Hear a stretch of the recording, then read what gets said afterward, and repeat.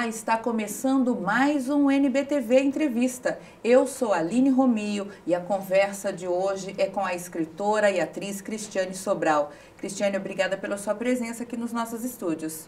Um prazer estar aqui, Aline. Que bom. Cristiane, no seu blog, você diz que desafia padrões com a sua escrita. Eu queria que você falasse um pouquinho mais disso. Bom, o simples fato de ser uma mulher negra escrevendo, considerando as estatísticas que mostram que o quantitativo de mulheres na literatura e de mulheres negras é bem pequeno, então eu considero que estar produzindo, já ter 5 livros publicados, já é uma forma de desafiar os padrões, ainda mais porque eu não me embranqueço no universo das minhas histórias, Então tenho mostrado a minha cara naquilo que eu escrevo. Como que você percebeu que você estava desafiando padrões? Como que você se percebeu negra, tentando publicar, encarando dificuldades e sacou, nossa, isso tem a ver com o fato de eu ser mulher, de eu ser negra? Acho que desde a infância. A escola é o primeiro ponto de desafio, eu acho, para nós que somos pretos e pardos, no momento em que a gente começa a perceber a discriminação, mais que a discriminação, o racismo que ainda existe no espaço escolar, Então ali eu já comecei a observar essa questão do machismo, do racismo, dos lugares que estavam mais ou menos estereotipados em relação a negros e negras, e já comecei a perceber que se eu tivesse decidindo ocupar alguma das profissões que não são tradicionalmente atribuídas, eu estaria de qualquer forma desafiando padrões, Assim como outras mulheres negras também na história da literatura brasileira desde o século XIX, que é onde a gente está datando esse tipo de literatura que tem uma subjetividade negra como protagonista.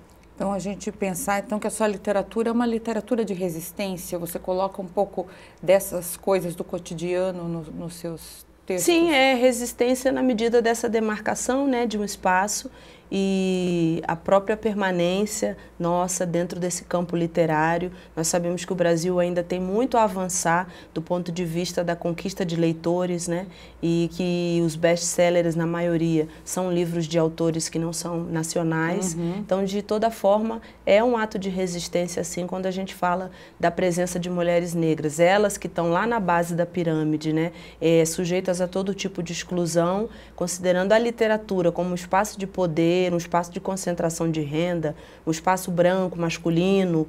Então, de qualquer forma, não dá para dizer que produzir literatura, quando essa que escreve é uma mulher negra, está mais que resistindo, está anunciando um novo tempo aí para a gente dentro desse campo literário. E você já começou anunciando no seu primeiro livro, Não Vou Mais Lavar os Pratos. Isso, já tem uma atitude impositiva, é um ato coletivo, de Carolina Maria de Jesus, de Conceição Evaristo e tantas outras escritoras. E Não Vou Mais Lavar os Pratos é uma decisão, é uma tentativa mesmo de um exercício de mudança do estado de coisas, quando eu como mulher estou afirmando, de forma coletiva, que nós sabemos lavar, passar, cozinhar e que também sabemos fazer muitas outras coisas, que somos intelectuais e que queremos nos afirmar nesse espaço de produção. Um outro título que chama a atenção é outro que você trouxe aí, que é Só por Hoje Vou Deixar Meu Cabelo em Paz. Isso. Tem aqui o Não Vou Mais Lavar os Pratos, que é esse primeiro.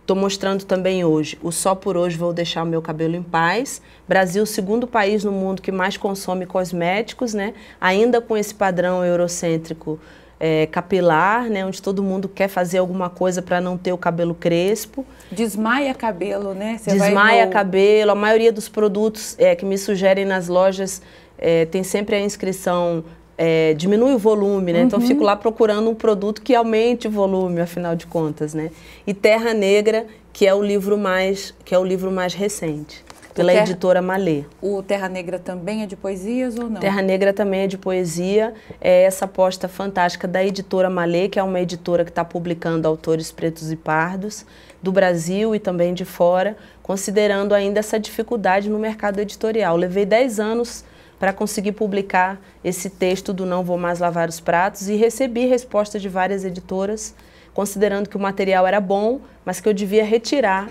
trechos feministas e trechos de afirmação da identidade negra, coisa que eu não fiz, Então acho que foi já um ato de resistência aí que começou, com todo esse movimento que está cada dia aumentando mais.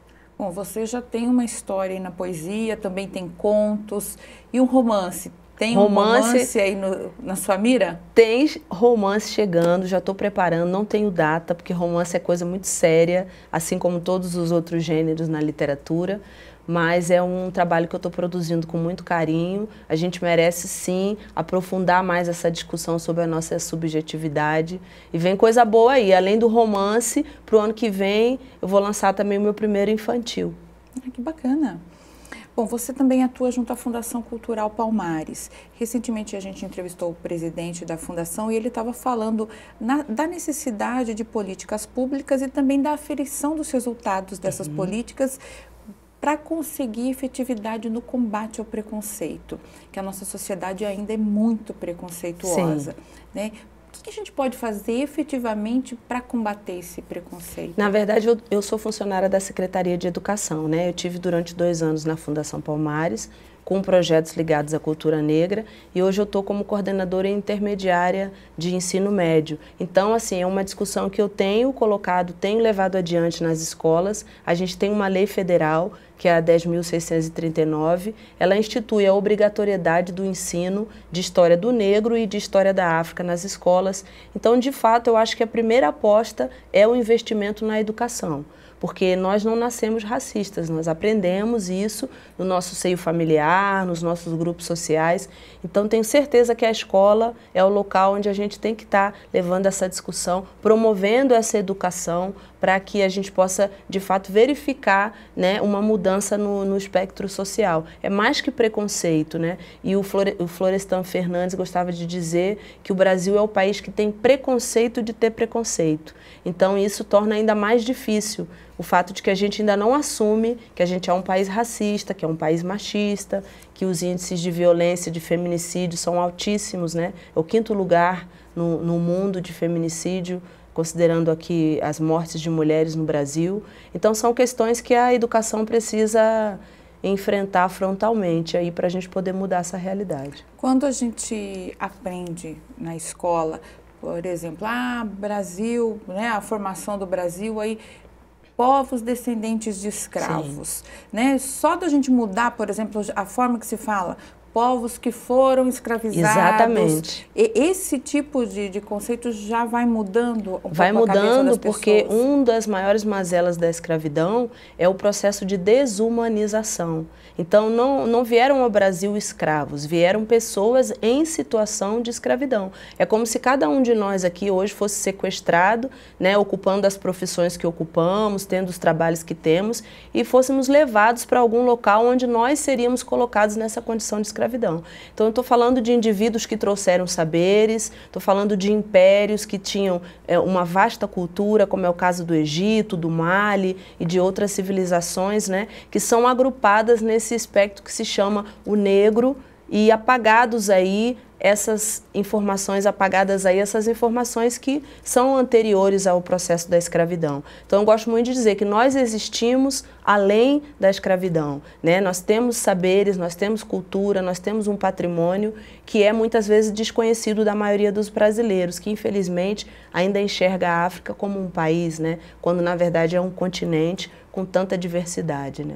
Então, isso é de línguas, de cultura, de modos de vida, né, de tanta informação que é tão natural na nossa cultura brasileira, né, já é tão amalgamado no nosso país, mas a gente de fato não reconhece. Dia da Consciência Negra não é dia do negro, é o dia de todo brasileiro, né, que é o dia 20 de novembro, todos nós conhecemos essa data, mas o problema do negro no Brasil, ele não tem que ser resolvido pela população negra, é um problema de todos os brasileiros. Uma vez feita a inclusão da população negra, são mais de 100 milhões de brasileiros e brasileiras, isso aquilo que o censo já conseguiu mensurar, né? Então, implica em muita transformação social, né, nesse nosso país, em desenvolvimento. Tem muito trabalho pela frente. Muito trabalho pela frente. Cristiane, eu agradeço muito sua presença. Infelizmente, o nosso tempo já acabou. Sim. Meu blog é cristianesobral.blogspot.com e eu também estou nas redes sociais, Cristiane Sobral, artista. Muito obrigada, foi um prazer. Eu que agradeço. Está convidada a voltar aqui com seus próximos livros, sempre que tiver novidade. Opa, vamos voltar. Hoje eu conversei com Cristiane Sobral, artista, escritora, E o NBTV Entrevista vai ficando por aqui. Até a próxima, nos acompanhe e reveja essa entrevista também pelo nosso canal no YouTube. Até mais!